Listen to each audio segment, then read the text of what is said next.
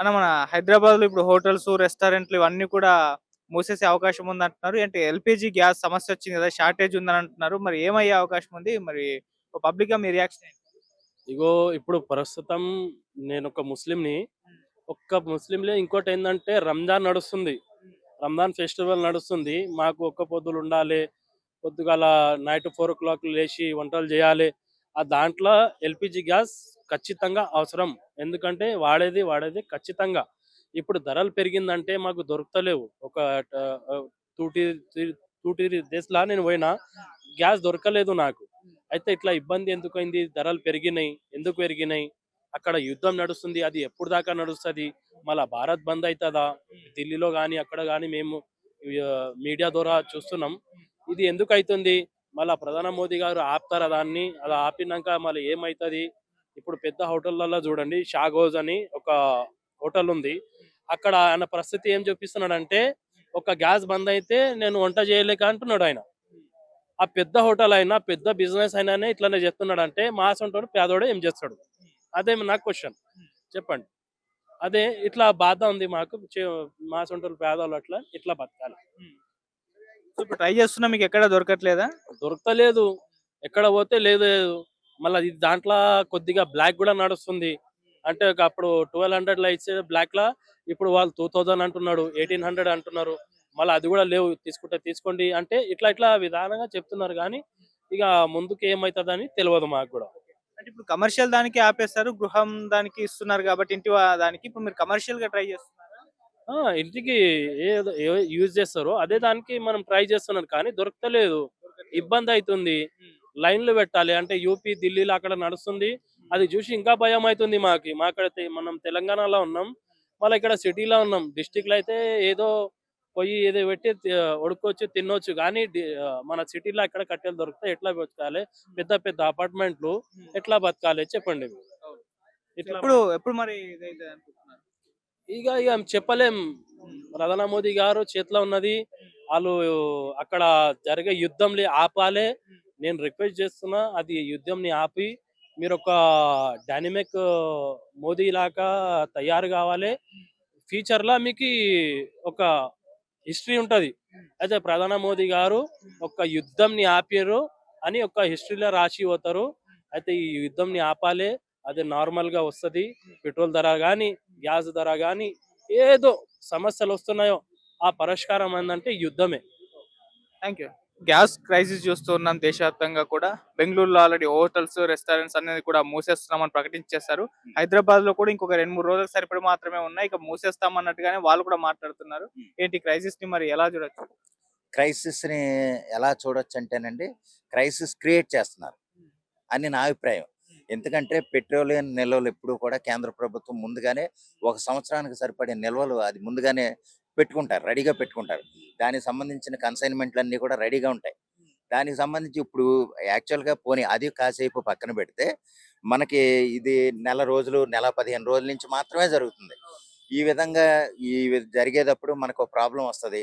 మనం అవి రెడీ చేసి పెట్టుకోవాలన్న జ్ఞానం అయితే పాలకులకుండాలి. హ్మ్. ఖచ్చితంగా. హ్మ్. వాళ్ళు ముందు చేసి పెట్టుకోలేదంటే గనక ఆళ్ళు పరిపాలన చేయట్లేదనేది మాత్రం స్పష్టంగా చెప్పొచ్చు. హ్మ్. అది నిజంగా పరిపాలన చేసుంటే గనక ఇదిగో ఇరాను, రష్యా లేపోతే ఇరాన్, అమెరికా యుద్ధం జరుగుతుంది గదా! ఇజ్రాయెల్ యుద్ధం జరుగుతుంది గదా! యుద్ధం జరిగిందంటే పెట్రోలియం ప్రొడక్ట్స్, పెట్రోలియం కెమికల్స్ ఏమన్నా మనకి ఇబ్బందవుద్దేమో! ముందు మనం రెడీ చేసి పెట్టుకుందాం అని ఆళ్ళు ప్రిపేర్ అయ్యి ఉండాలి. ఒకవేళ ఆ యుద్ధాలు ఆ దేశాల నుంచి మనకు అందకపోతే మనం రష్యా నుంచన్నా తెచ్చుకుందాం అనేసి ఏర్పాట్లు చేసి వాళ్ళు ప్రత్యామ్నాయ ఏర్పాట్లు చూడాలి తప్ప ఇప్పుడుకిప్పుడు అంటే నెల రోజుల నుంచి పక్కనెట్టేసుకొని పడుకొని హ్మ్. ఇప్పుడు క్రైసిస్ జరిగిపోయిందని ఎదవ డ్రామాలాడటం అంటే గనక పూర్తిగా ప్రభుత్వ నిర్లక్ష్యం. అవును. పూర్తిగా ప్రభుత్వ నిర్లక్ష్యం. హ్మ్. ఇందులో నో డౌట్ అమ్మా. హ్మ్. ఎందుకంటే ముందు ఈ విషయం ఇప్పుడు సపోజ్ మన ఇంట్లో బియ్యం ఉన్నాయండి. మన ఇంట్లో బియ్యం ఉన్నాయి 4, 5 రోజుల్లో అయిపోతారని చెప్తారా? చెప్పరా ఎవరన్నా? హ్మ్. చెప్తారు. చెప్తారన్నారు తగ్గట్టుగాను 2 రోజుల ముందు ఏం చేస్తారు మనోళ్ళు?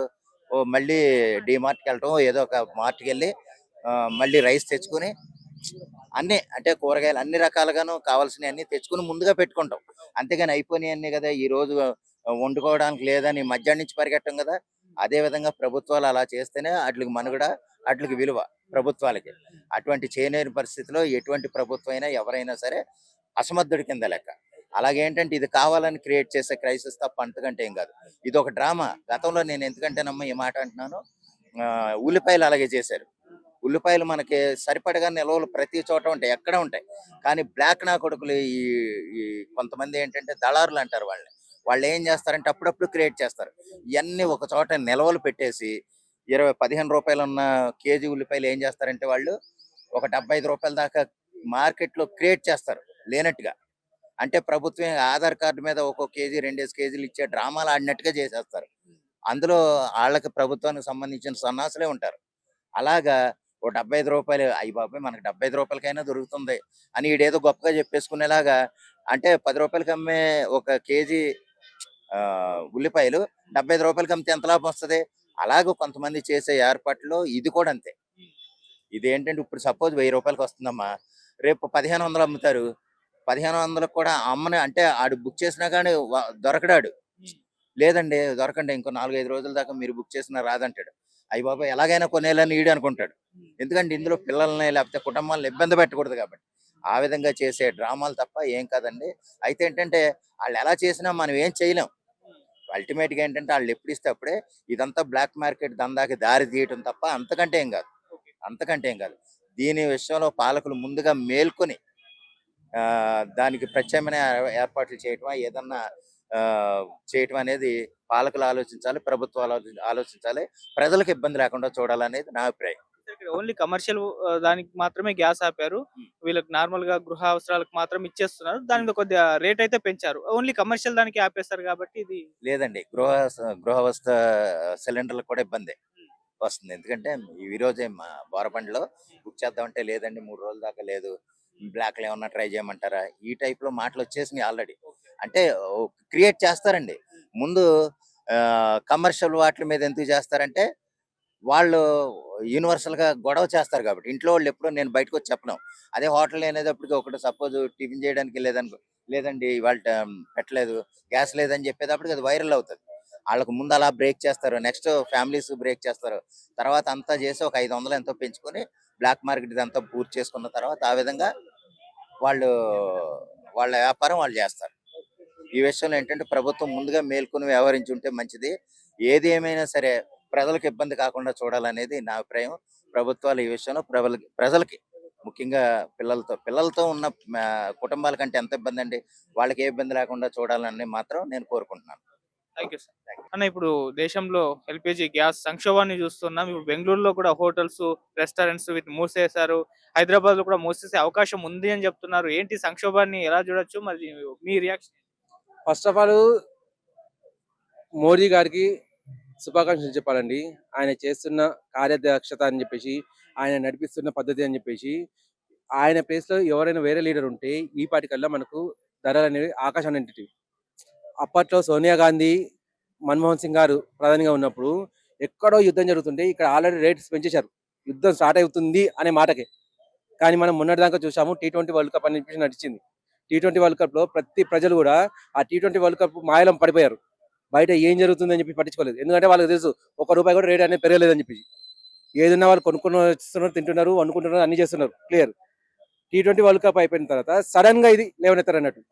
ఇది మెయిన్ జరగడానికి కూడా కర్ణాటకలో ఉన్నది కాంగ్రెస్ ప్రభుత్వం. కాంగ్రెస్ ప్రభుత్వం ఏమని ఆలోచిస్తుందంటే, మేము ఒక చర్య తీసుకుంటే అది మోడీ మీద చర్య పడుతుందని చెప్పేసి దాన్ని దృష్టిలో పెట్టుకొని కర్ణాటకలో కావాలని చెప్పేసి సంక్షోభాన్ని అనేది సృష్టించారు. ఇది మెయిన్ గా రెస్టారెంట్ల మీద పెట్టారు. రెస్టారెంట్ల మీద పెడితే అక్కడ పోయే ఐటీ ఎంప్లాయీస్ ద్వారా సోషల్ మీడియాలో చాలా ఈజీగా స్ప్రెడ్ అవుతుంది అని చెప్పి వాళ్ళకి తెలుసు. దాని గురించి చెప్పేసి హోటల్స్ ఆపేశారు. ఇది అక్కడ లాక్ పడుతుందని చెప్పి ఒక సీన్ చూపించారు. దానివల్ల ఇప్పుడు తెలంగాణలో ఉంది కూడా కాంగ్రెస్ ప్రభుత్వమే. కాంగ్రెస్ ప్రభుత్వం అదే స్టెప్ తీసుకోబోతుంది. అంతే తప్ప ఇప్పుడు నిజంగా ఒకవేళ సంక్షేమం ఉంది అనుకున్నాం, మన దేశంలో అతిపెద్ద రాష్ట్రం ఏది? యూపీ. యోగి ఆదిత్యనాథ్ గారు ఉన్నారు. ఆయన బీజేపీ సరే, బీజేపీ అయినా కాంగ్రెస్ అయినా ఇంకే పార్టీ అయినా కానీ సంక్షోభం వస్తే దేశం మొత్తంలో ఒకే తిరుగుంటుంది. ఒక రాష్ట్రానికి సంక్షోభం వచ్చేసి మిగతా రాష్ట్రాలు రాకుండా ఉండదు. సో ఏదైనా ఉందంటే అత్యధిక ప్రజలు యూజ్ చేసే చోట అక్కడ ముందు స్టార్ట్ అవుతుంది సమస్య అనేది. యూపీలో స్టార్ట్ కాలేదంటే ఆటోమేటిక్గా దేశంలో ఎక్కడ లేదన్నట్టు.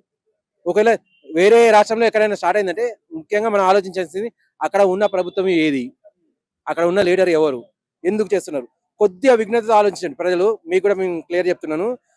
ఈ మాత్రం ఆలోచించగలిగితే మనకు ఎవరు మన దేశాన్ని ముందుకు నడిపిస్తారు, ఎవరు మన దేశాన్ని వెనక్కి నడిపించాలని చూస్తున్నారని చెప్పి మనకు క్లియర్ గా అర్థమైపోతుంది. కాంగ్రెస్ అనేది మోదీని వెనక్కి లాగడానికి, మోదీ ఏం చేయలేడు, మోదీ వల్ల సంక్షోభం వస్తుంది అని చెప్పి ఒక బూటకపు న్యూస్ అనేది స్ప్రెడ్ చేస్తున్నారు. ఈవెన్ ఇరాక్, ట్రంప్, అటు పుతిన్ గారు, వీళ్ళందరూ కూడా ఆలోచించేది ఒకటే. పొరపాటున కూడా మోదీ గారు ఈ యుద్ధం మీద దృష్టి పెట్టి ఒక మాట ట్రంప్ గారికి చెప్తే ఆయన ఖచ్చితంగా ఆగుతారు. ఎందుకంటే మొన్న మధ్య 50% ట్యాక్స్ అని చెప్పి విధించారు. 50% ట్యాక్స్ విధించినప్పుడు ట్రంప్ గారు ఒకటే మాట అన్నారు, మోదీ గారు చెప్తే నేను తక్కువ చేస్తానని చెప్పి. కానీ మోదీ గారు ఏమన్నారు, నేను చెప్పాల్సిన అవసరం లేదు, తనకు ఆ బుద్ధి ఉంటే తను చేసుకుంటాడు. తను 50% చేస్తే ఆయన దేశమే నాకు అక్కర్లేదు, నేను ఆ దేశానికి పంపించాను, నాకు చాలా దేశాలు ఉన్నాయి, వివిధ దేశాలు, నేను అటు పంపించుకుంటా, నాకు తక్కువ రేట్ వచ్చినా పర్లేదు, వాళ్ళకి సాయం చేసినట్టు ఉంటుంది నాకు, నేను వాళ్ళకి సాయం చేస్తా, నాకు పేరు వస్తుంది, నా దేశానికి పుణ్యం వస్తుంది. అలా అనుకొని సంక్షోభం అనేది మాత్రం రాకుండా చూసుకున్నాడు. దానికి ట్రంప్కే దెబ్బ పడ్డది. ట్రంప్ చుట్టుపక్కల ఉన్న వాళ్ళు ఆయన చీచి అని చెప్పి ఉమ్మెత్తిపోశారు, నువ్వు పెద్దన్నయ్య కాదురా, అదే నీచుడు అని చెప్పేసి. ఈవెన్ ఈ యుద్ధం మొదలయ్యేటప్పుడు కూడా ఇరాన్ తోటి చర్చలు జరుగుతున్నాయి. చర్చలు జరిగేటప్పుడు అవి ఒక కొలిక్కి రాబోతున్నాయి, కొలిక్కి వస్తున్నాయి అని చెప్పేసి అర్థమైన ట్రంప్ ఏం చేశాడంటే సడన్ గా యుద్ధాన్ని మొదలు పెట్టేశాడు. తను ఏమనుకున్నాడంటే పొరపాటున ఈ చర్చ సఫలమయ్యి ఇక్కడనే సమసిపోతే రేపు పొద్దున పెద్దన్నయ్య అనే పేరు నాకు రాకుండా పోతుంది, దాని గురించి చెప్పేసి స్టార్ట్ చేసిన యుద్ధమే తప్ప ఇందులో ఎటువంటి విఘ్నత లేదు. ఆ ట్రంప్ అనేవాడు నిజంగా నీకు బుద్ధి రావాలి, లేదా నువ్వు దిగిపో. నేను చెప్పదలుచుకుంది ఒకటే, మన భారతదేశం గురించి అయితే మనం బాధపడాల్సిన అవసరం లేదండి. మనకు మోడీ గారు పెద్దన్నయ్యగా ఉన్నారు, ఆయన ఉన్నంత కాలం భారతదేశానికి ఎటువంటి లాస్ అనేది రాదు. థ్యాంక్ యూ అండి. సార్, మన దేశంలో ఇప్పుడు ఎల్పిజి గ్యాస్ సంక్షోభాన్ని చూస్తున్నాం. అక్కడ కర్ణాటకలో, బెంగళూరులో హోటల్స్, రెస్టారెంట్స్ వీటన్నిటి కూడా మూసేస్తున్నారు. హైదరాబాద్ లో కూడా 2 రోజులకు సరిపడా సరికే ఉంది, కానీ ఆ తర్వాత పరిస్థితి వేరే ఉంటుంది అంటున్నారు. దాదాపు 2 రోజులలో 20 కోట్ల నష్టం అని అంటున్నారు హైదరాబాద్ లో కూడా. అసలు ఏం జరుగుతుంది సంక్షోభం పైన మీ ఒపీనియన్? మన భారత ప్రభుత్వం ఇంకా 2 నెలల వరకు మనకు గ్యాస్ కొరత లేదని చెప్పింది. చెప్పినా కూడా మెయిన్ పట్టణాలలో గ్యాస్ కొరత వస్తుందంటే దానికి అర్థం ఇది సృష్టి, గ్యాస్ కొరత సృష్టిస్తున్నారని అర్థం. అంటే ఇందులో మాఫీ ఎంటర్ అయిపోయింది. ఎంటర్ అయిపోయి ప్రజలని ఇబ్బంది పెట్టాలనే ఆలోచన ఒకటి, డబ్బులు సంపాదించుకోవాలన్న దుర్బుద్ధి ఒకటి, ఈ కార్యక్రమంలో మాఫీ ఎంటర్ అయిపోయిందని అర్థమవుతుంది. కాబట్టి ఇది ఏమైనా ఈ కొరత లేకుండా తొందరగా స్పందించాలి, ప్రభుత్వాలు స్పందించాలి. ప్రభుత్వం స్పందించి ఈ కొరత లేకుండా చూసుకోవాల్సిన బాధ్యత ప్రభుత్వాలది. కాబట్టి ఇంత కొరత వచ్చింది, ఇలా జరుగుతుందంటే ఉండి కొద్ది కొరతను సృష్టించేసి ఇబ్బందులు పెట్టే అవకాశం ఉంది. కాబట్టి ఏదేమైనా ఈ కృత్రిమ కొరత సృష్టించింది మాత్రం మాఫియానే అనిపిస్తుంది నాకు. దాదాపు మరి ఓన్లీ బెంగళూరులో, హైదరాబాద్ లోనే ఇటువంటి పరిస్థితి మనం చూస్తూ ఉన్నాం. ఎక్కువగా బెంగళూరులో ఆల్రెడీ మూసేస్తారు, హైదరాబాద్ లో ఇప్పుడు జరుగుతున్నాయి చర్చలు. వాళ్ళు ప్రెస్ మీట్ కూడా పెడుతున్నారు, మా దగ్గర లేదు సరుకు అని అంటున్నారు. మరి ఇంత స్థాయిలో రావడానికి కారణం? అదే చెప్తున్నాను కదండి, కొరత అయితే పెద్దగా ఏం లేదు, కొరత అయితే కొద్దిగా ఉంది, పెద్దగా లేదు. కానీ సృష్టిస్తున్నారు, కొరతని సృష్టించి ఇబ్బందులకు గురి చేసి సొమ్ము చేసుకోవాలనే ఆలోచనతో ఈ కుసంస్కారాలైనటువంటి కొంతమంది మాఫియాలు బయలుదేరి ఇబ్బంది పెడుతున్నాయి. ఇది వెంటనే ప్రభుత్వాలు స్పందించాలి, స్పందించకపోతే ఇబ్బంది పడిపోయే అవకాశం ఉంది. వేళ హాస్టల్లో ఉండేటటువంటి వాళ్ళు కానీ, హోటల్ ఫుడ్ తినేటటువంటి వాళ్ళు కానీ, మధ్యతరగతి చదువుకునేటోళ్ళు కానీ, ఉద్యోగస్తులు కానీ, చిన్న చిన్న ఉద్యోగస్తులు, వీళ్ళకే కదా ఇబ్బంది. కాబట్టి వీళ్ళని ఇబ్బందులు పెట్టి వాళ్ళు డబ్బు సంపాదించుకోవాలని ఆలోచిస్తున్నారు. కాబట్టి ప్రభుత్వాలు స్పందించి దీని వెంటనే ఎలాంటి ఇబ్బంది లేకుండా పరిష్కారం అయ్యే విధంగా ప్రయత్నం చేయాలి. ప్రభుత్వమే కమర్షియల్ వాటికి గ్యాస్ ఆపేసింది కదా, ఓన్లీ గృహ అవసరాలకు మాత్రమే వాడుకోవాలని చెప్పింది, రేట్లు కాస్త పెంచింది. కమర్షియల్ వాటికి మొత్తం ఆపేసింది. సో ఆ కమర్షియల్ వాటికి ఆపేయడం వల్ల ఇప్పుడు ఈ క్రైజ్ హోటల్స్, హాస్టల్స్ ఇటువంటి పరిస్థితులు వచ్చాయి. ఖచ్చితంగానండి.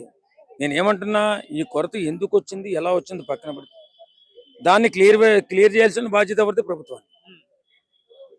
ప్రభుత్వం చొరవ తీసుకుని సత్వరమే దీన్ని క్లియర్ చేసి గ్యాస్ కొరత లేకుండా చూసుకోవాలి. అదే మన డిమాండ్ చేసేది. ఎందుకంటే అది ఎవరు చేసిందనేది పక్కన పెడితే ఖచ్చితంగా ప్రజలకి ఇబ్బంది జరుగుతుంది. కాబట్టి దీన్ని దృష్టిలో పెట్టుకుని ప్రభుత్వాలు దీన్ని క్లియర్ చేయాలి. ఎన్ని రోజుల్లో అయిపోతుంది అనుకుంటున్నారు? కొంచెం పెరిగితే 10-20 రూపాయలు రేట్లు పెరగాలి తప్ప ఖచ్చితంగా ఈ కొరత అనేది లేకుండా చూసుకునే బాధ్యత కేంద్ర ప్రభుత్వం చూసుకుంటుందని చెప్పి నమ్ముతున్నాం మేము. తర్వాత ఏం జరుగుతుందో చూద్దాం. Thank you sir.